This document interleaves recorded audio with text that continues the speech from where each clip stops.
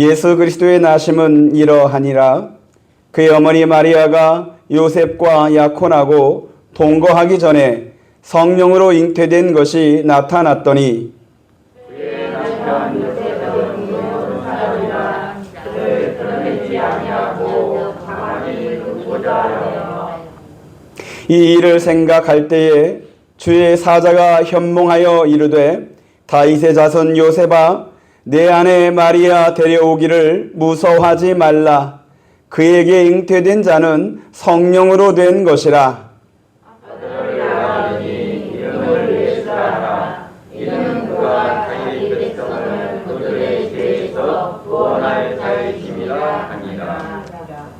이 모든 일이 된 것은 주께서 선지자로 하신 말씀을 이루려 하심이니 이르시되 보라 처녀가 임하여 아들을 낳을 것이요 그의 이름은 임마누엘이라 하셨으니 이를 번역한즉 하나님이 우리와 함께 하시다 하니라.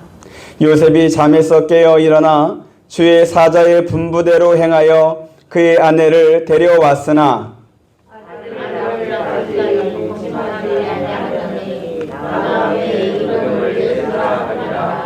아멘. 할렐루야. 아멘. 오늘 나오신 여러분들을 예수 이름으로 환영하고 또 사랑하고 축복합니다. 아멘. 다음 주가 예수님이 탄생하신 날 성탄절입니다. 이 성탄절 앞두고서 우리나라가 많이 추운데 전 세계적으로 지금 뭐 경제적으로나 정치적으로나 좀 혹독한 추위를 맞고 있는 시점입니다. 근데 예수님이 태어날 때에도 그렇게 추웠습니다.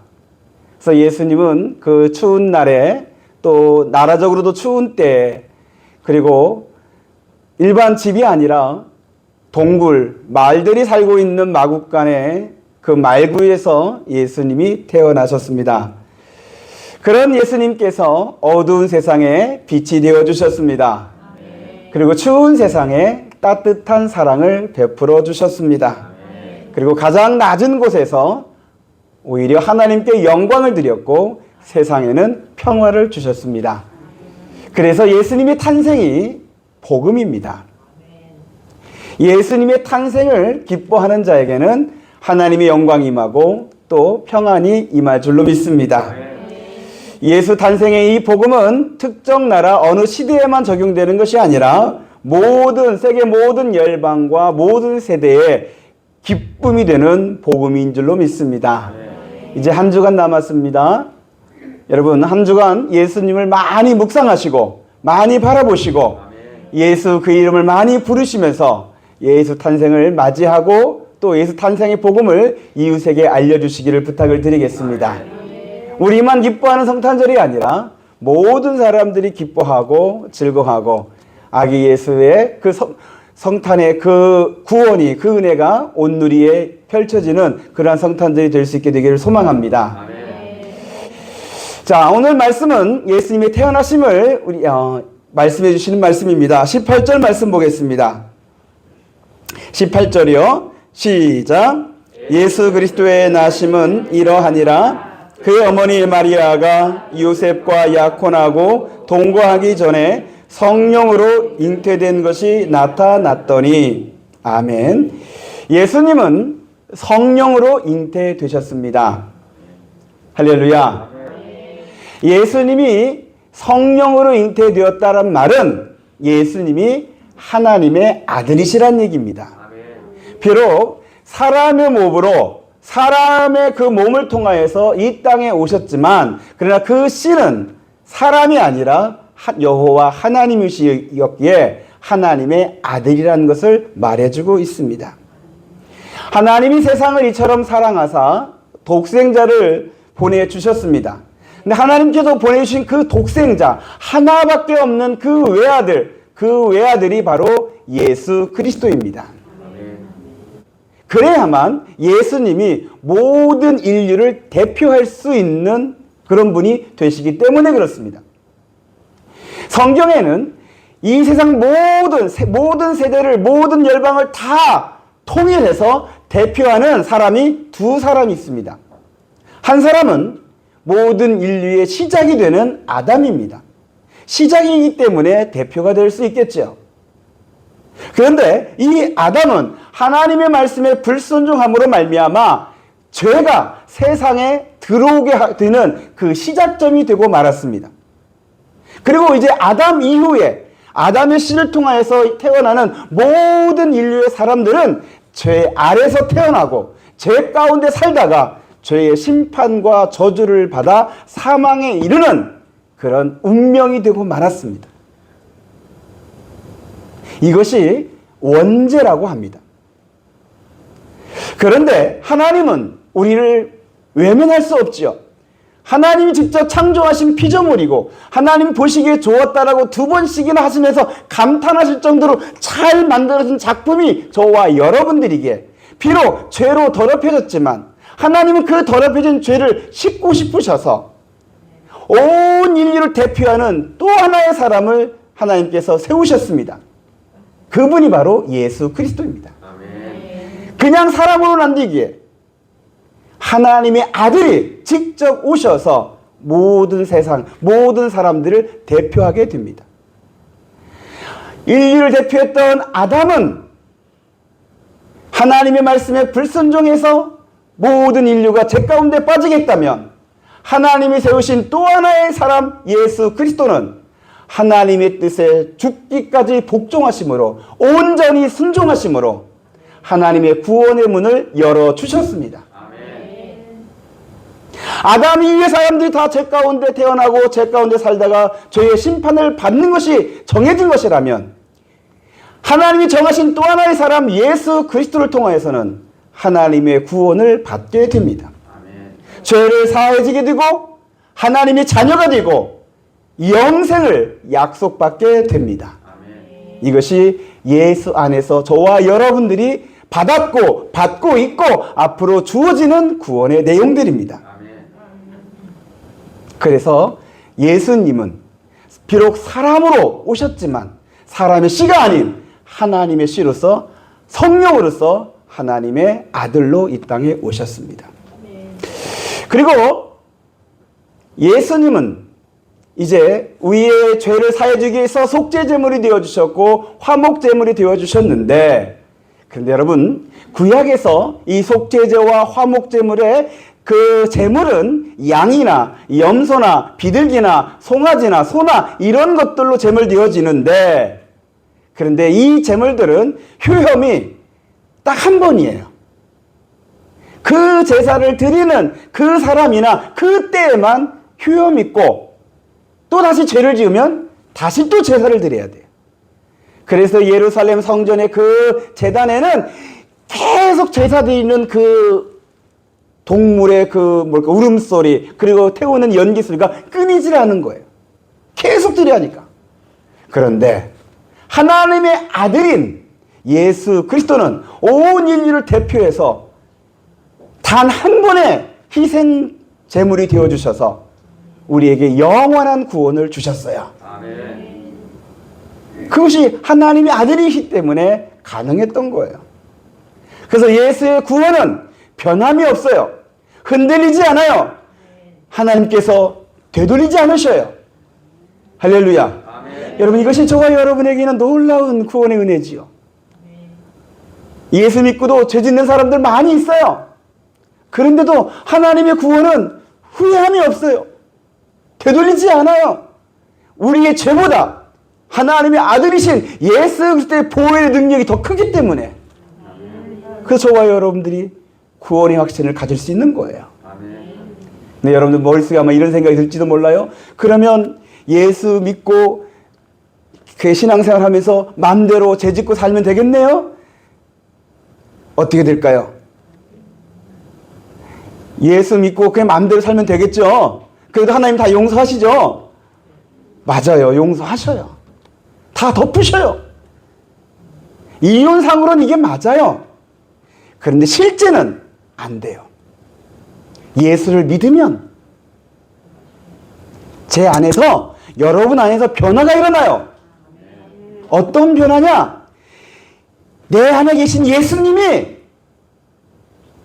저와 여러분들이 죄 짓는 것을 싫어하게 만드셔요. 하나님의 심판이 생각나게 하시면서 그 심판이 두려워지게 하셔요. 죄와는 죽을 정도로 싸우게, 그런 다짐하게 하고 결단하게 하시고, 그리고 이기게 하셔요. 이론적으로는 예수 믿는 사람들은 죄를 지어도 상관은 없지만 그냥 현실적으로는 예수님께서 그렇게 놔두질 않으셔요. 그것이 가능한 이유는 성령으로 잉태된 이 예수님께서 지금 다시 성령으로 저와 여러분 가운데 계시기 때문에 그래요. 여러분, 예수님께서 돌아가시기 전에 제자들에게 이렇게 말씀하셨어요. 요한복음 16장 7절 말씀이에요.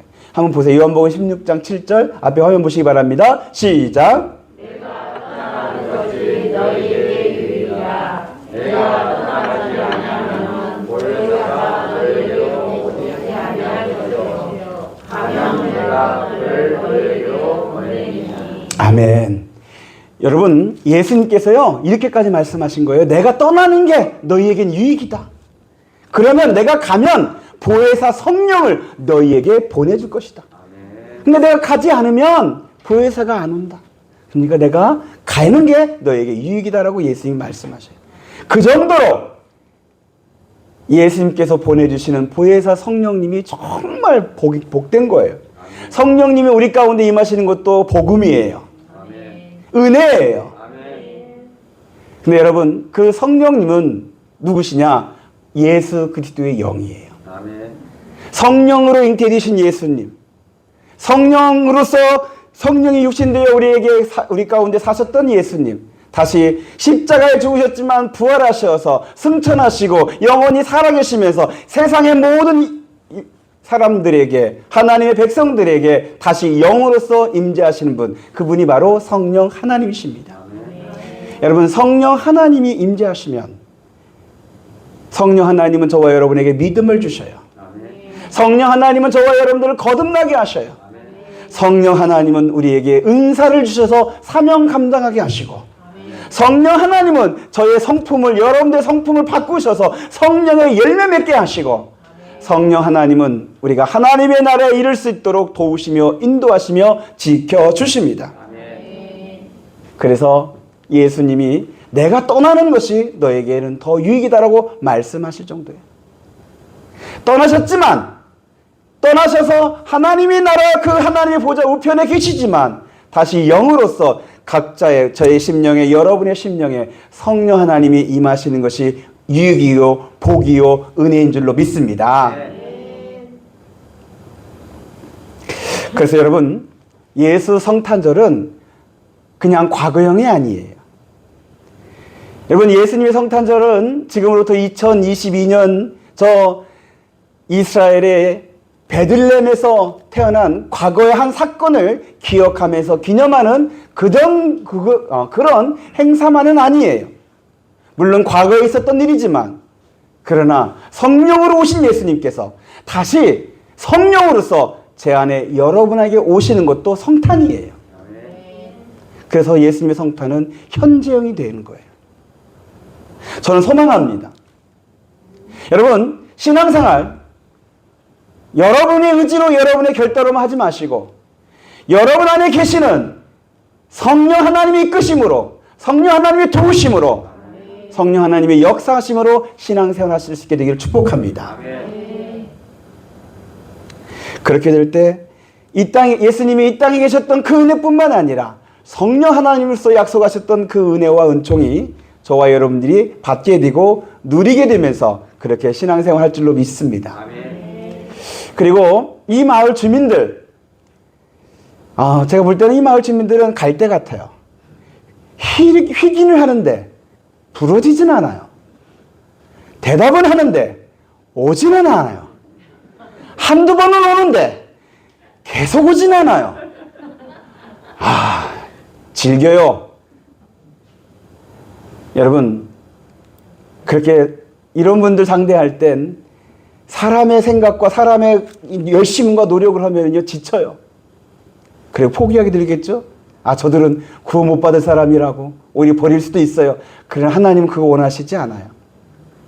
그런 질긴 사람들 할지라도 성령 하나님이 임재하시면 성령 하나님이 그에게 믿음을 주시고 예수 믿게 하시고 죄 가운데 떠나 주의 구원으로 오게 하실 줄 믿습니다. 여러분 기도해 주십시오. 성령 하나님, 우리 가운데 오신 것처럼 저도 예수 성탄절에 저희들이 저 마을에 내려갑니다. 성령 하나님 예배를 드리면서 같이 식사하면서 교제하면서 섬길 때 성령님 임재하여 주셔서 저의 영혼을 만져 주옵소서. 사람의 노력은 한계가 여기까지였으나 이제 하나님이 하시옵소서. 하나님의 구원을 이루어 주옵소서. 이번 한 주간 여러분 기도해 주십시오. 여러분 그 기도가 진짜 성탄의 그 기쁨, 성탄의 구원, 성탄의 영광이 되는 그런 날이 되게 하실 줄로 믿습니다. 이제 21절의 말씀을 보겠습니다. 마태복음 1장 21절 시작. 아들 다윗이 이름을 예수라. 이는 그가 자기 백성을 그들의 죄에서 구원을 하시리라. 하나님의 사자가 요셉에게 나타나서 하신 말씀입니다.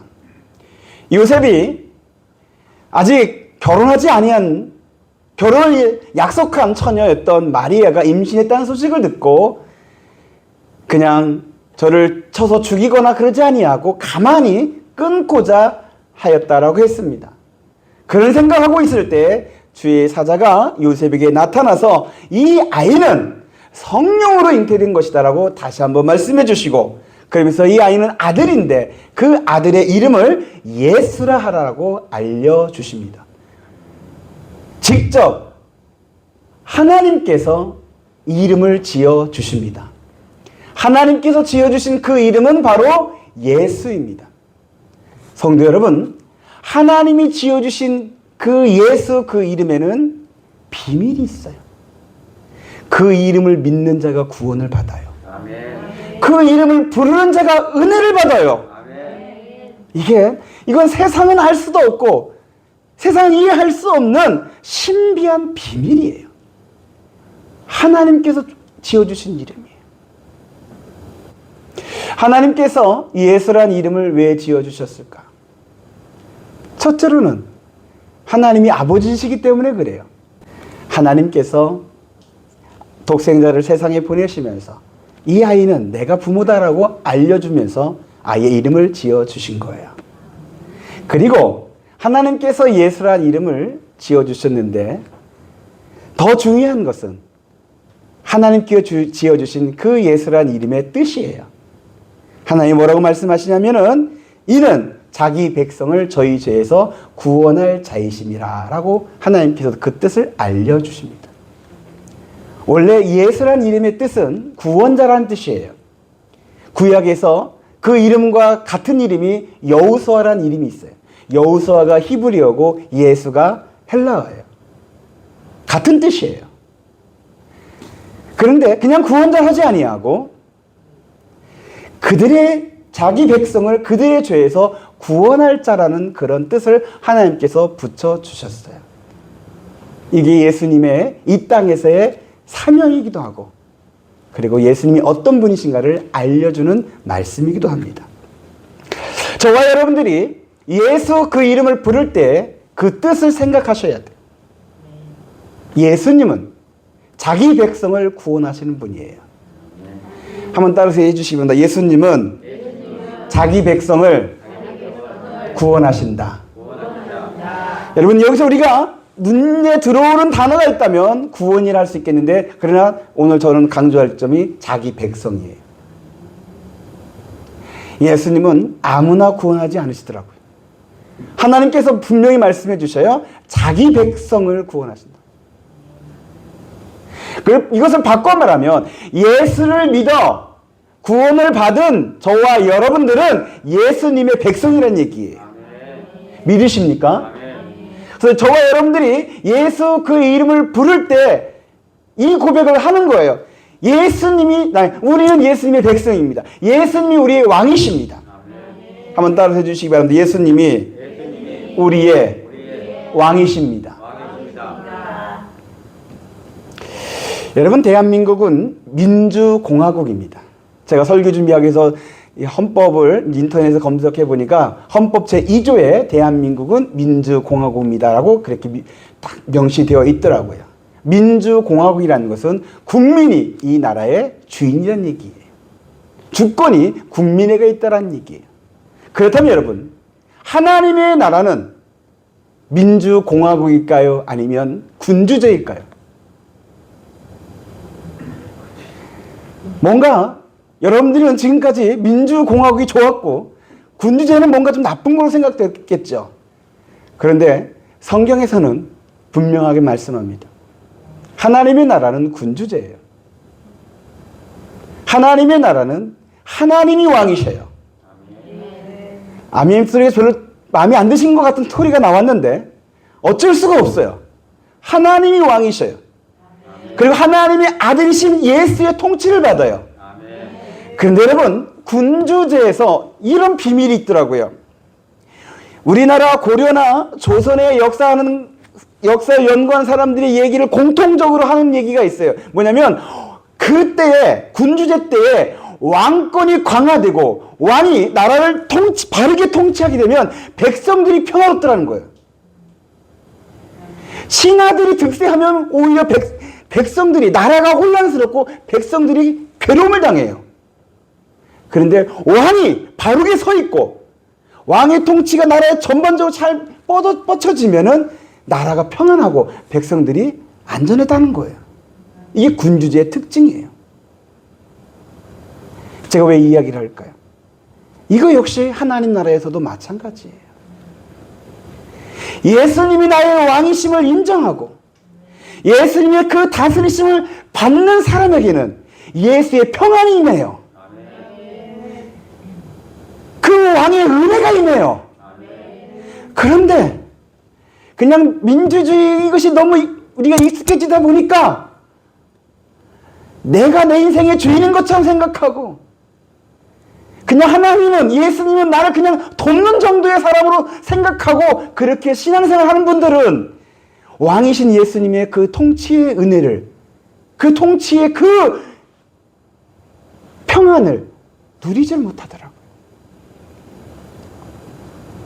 사랑하는 성도 여러분, 저와 여러분들은 대한민국에 살고 있지만 그러나 영적으로는 하나님의 나라, 예수님의 백성인 줄 믿습니다. 아멘. 그 고백하시면서 예수님이 나의 왕이시다 고백하시며 주의 도우심의 은혜도 받을 뿐만 아니라 주의 통치도 받는 하나님 나라의 백성으로 사실 수 있게 되기를 축복합니다. 아멘.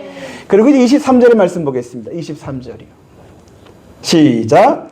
보라, 처녀가 잉태하여 아들을 낳을 것이요 그의 이름은 임마누엘이라 하리라 하셨으니 이를 번역한즉 하나님이 우리와 함께 계시다 함이라.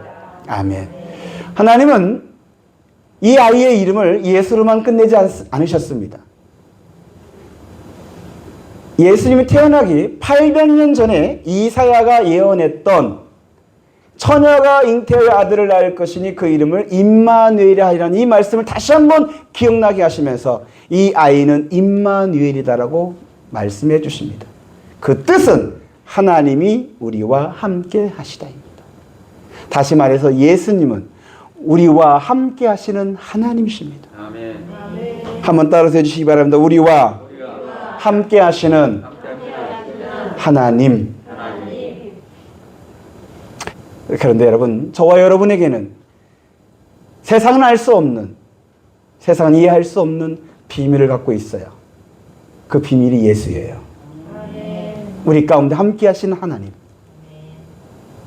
그래서 저와 여러분들을 위로해줘요. 품어주고 안다. 내가 네 마음 안다.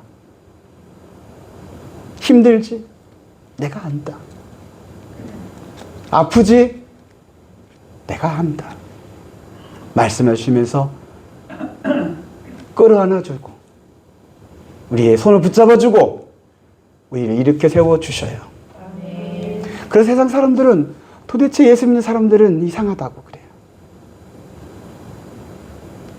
다 울어야 하는데 감사해요.